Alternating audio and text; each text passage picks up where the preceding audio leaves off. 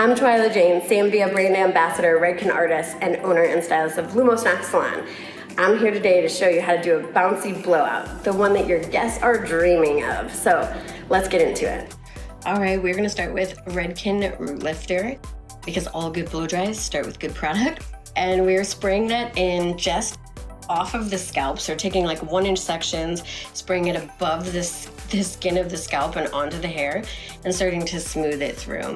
I love this mousse because it has a nice medium hold, but you could continue to layer it if you needed more hold from it or you needed more like oomph from the product. I'm then gonna take my paddle brush and just start to work that product through so that it's nice and even and we don't have any pockets that have, too much product and some that don't have enough. Then I'm gonna take Big Blowout. This is a nice soft gel that just melts into the hair. It's got great frizz control, which is gonna be really good for my guest Anita here, who has a tendency to get a little frizzy. It's also got heat protection up to 450 degrees. We're working with the limited edition Sea Smoke Ionic Blow Dryer, which is a beautiful blow dryer. And we are using the maximum airflow nozzle. So you'll notice with our blow dryers that 2 different nozzles come with them. The maximum airflow is going to help with really thick hair so that you can blow dry it quickly like Anita's, and it also helps to give you a little bit more volume. The other nozzle is a little bit more compact and is really great for smoothing and guests with like not quite as much hair that you don't need to work so quickly.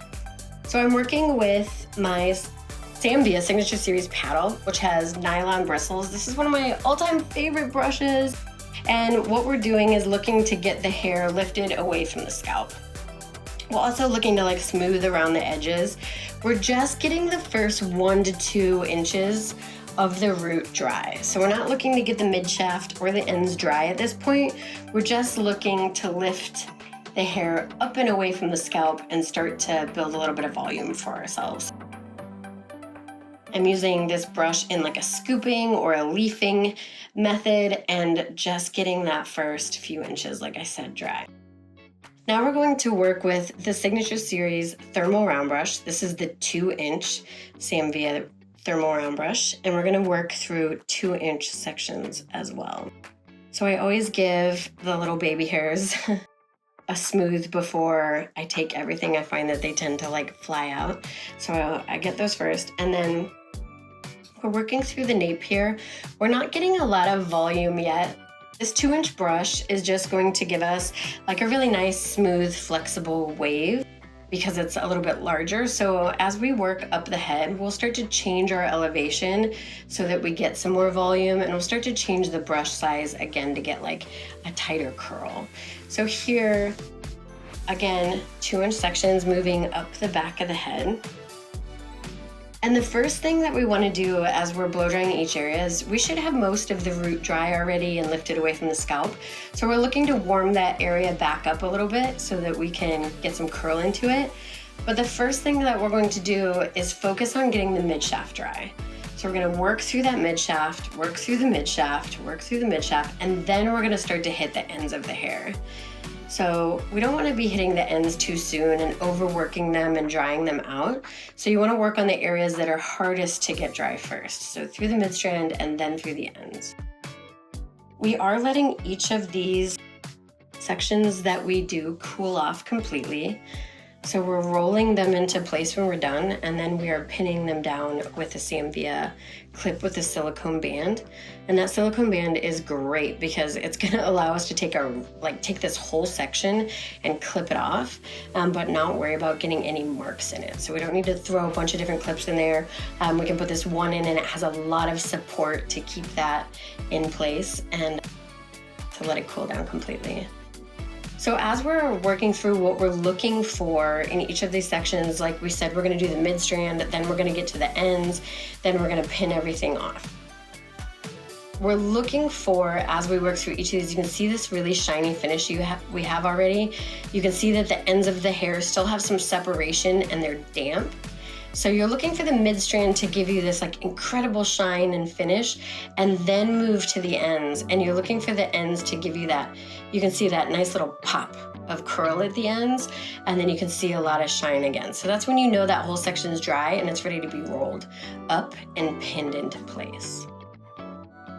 I love these clips. You could just see how stable the clipping of each of those curls is. Nothing gets like knocked out or falls out of place. So let's start to talk about body positioning, because as we move into the top of the head, this area, like our shoulders can get so tired. So you'll notice that right now my elbows are down near my side and I have my hand around the barrel of the blow dryer. And this is what's allowing me to keep my elbows lower and keep my shoulders more relaxed. Now I could bring my hand up onto the handle, but for me that makes me lift my arm up really high, and that your biceps will get tired really quickly. So I'm a big fan of holding the barrel. If you are going to hold the handle, move your nozzle around so that you're able to keep that line from your hand all the way down to your elbows straight. The straighter that you can keep that, the less fatigued you'll get, and the closer to your body you can keep your elbows, the less fatigued you'll get. Here, I also want to talk about how we've gone down in brush size. So we're at the 1.5 brush, 1.5 inch brush. So we're getting a little bit more curl now. We're also working up at a 45-degree angle. So you can see like 45 degrees to the top of the room, the top corner. And this is going to give us maximum volume, because as that curls down and we wrap it in, it's going to sit directly on base. So coming up at that 45 is going to give, again, maximum volume and maximum curl to our finish. So again, here, working through the mids to the ends, this is a really good section for seeing those ends like get fully dry all of a sudden as we go through them, and they like wrap around and give us that really nice little, there it starts to come through, that really nice little curl on the ends. And then wrapping each of those sections up, holding them into place where we had them elevated, and then clipping them in out of the way. All right, here you can see that, talking about body positioning again, we're gonna step around to the side of the guest. It's way less fatiguing to pull the brush towards you than push it away. Also, again, because the elbows are staying down, whereas if we're standing behind and we're pushing that section forward, we're really doing like a lot of work with our upper arms and our shoulders. So stepping around the side of the guest also allows us to see that we're pulling at that 45-degree angle and that we're gonna get down on base really nice. So a lot of great things happen just moving your body around, not getting so fatigued, and really being able to see what it is that you're doing.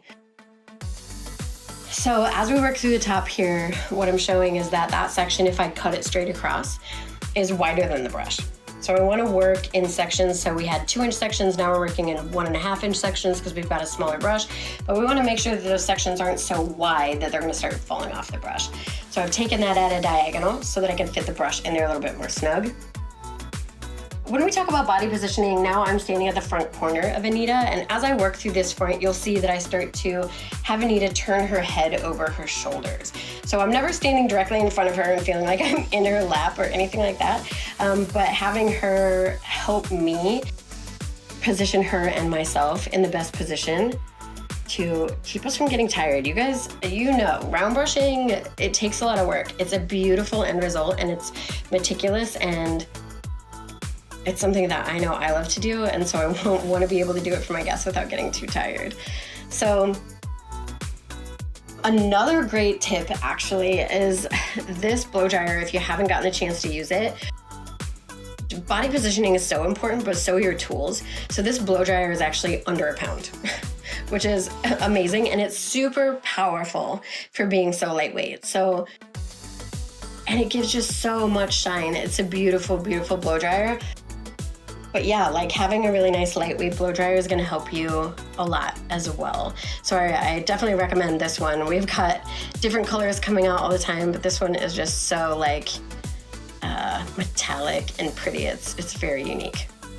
So now we are finishing the fringe or the bang section. This section will be what we refer to as a half base or a half off base. So it's being directed 45 degrees over, but it's going to land, it's not going to land on base, it's going to land off base a little bit, because it's coming backwards. So as opposed to being straight up and then moving backwards the 45 degrees, it's moving down the 45 degrees. So It gives a little bit of like laziness, a little bit of lift, but like a laziness to the curl, which you'll see when we pull it out. Using a little bit of hairspray is a great tip to cool off your set really quick. So we didn't use a lot of hairspray then, just enough to kind of cool things off. And then I take a serum and I coat my hands as I'm working. And having a little bit of serum on your hands, that is the Redken All Soft Argan 6 oil, which is one of my favorites because it does kind of like soak into your hands as well. So it's nice and moisturizing, but it just allows you to work through the hair without creating any frizz and keep your movements like nice and soft. So here I'm just starting to pull out each of the curls and place it into position. And then I've added a little more oil to my fingers here off camera, and I'm just raking through these curls. So just finger raking through and getting everything into place. You can see how shiny this finish is. You can see it has especially in the front where we took our brush size down, you can see there's a lot of curl. And then you can see the volume here that got built in the top and in the crown from that over direction and setting each of our curls on base. And then also letting them cool with the clips. So my last tip is when you're finishing with hairspray, don't spray directly down on the head. Spray in at the head from the side and underneath to encourage the volume of your look. So here's our big reveal. One last little zhuzh, you know how we like to do. Look how bouncy this finish is. It'll have all day shine, many days hold, I'm sure. And Anita's loving it. Thanks for watching. I hope these tips help you behind the chair. Follow me at Twylla Jane on all channels, and make sure you subscribe to Sam Via's YouTube channel for more education all the time.